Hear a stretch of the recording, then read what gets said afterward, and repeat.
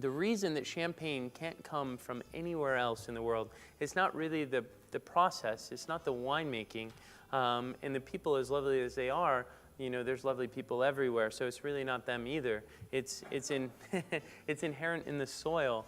The soil is this incredible chalky soil that is millions of years old, and it's composed mostly of like decomposed, crushed, more or less shellfish, is a way to think about it.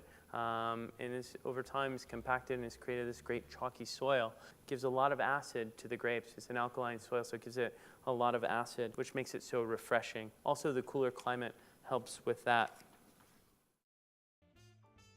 One other thing to talk about is with the marketing and why I put two different, we have the Négociant Champagne, the Gosset, the larger producer, and the smaller producer. We want to talk about price to quality ratio. When you buy the Gosset, it's a great champagne and it's very, very good, but you're also paying a bit of a premium.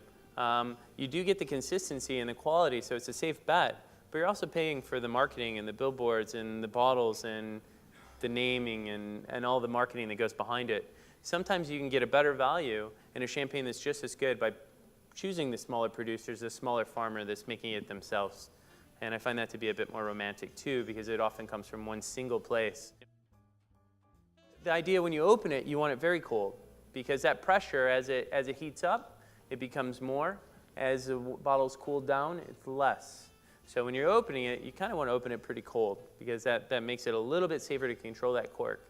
However, when you drink it, just like any wine or any beverage, the more you chill it, the more you mute whatever flavor profiles it has, both its aroma and on the palate, because it's so cold you can't really get that. As it warms up, you'll get a lot more, it'll become a lot more expressive. I'm not saying it's wrong to chill it really, really down, because I do it on hot days, for sure.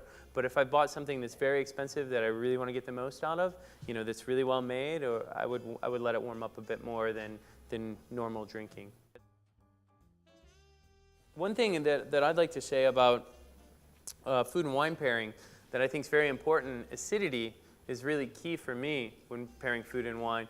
The reason why is acid can it'll clean your palate. So say you take a piece of creamy cheese or whatever, or any food, fatty, it'll coat your mouth, and it'll slowly, as you start to eat that, you know, you'll detect less.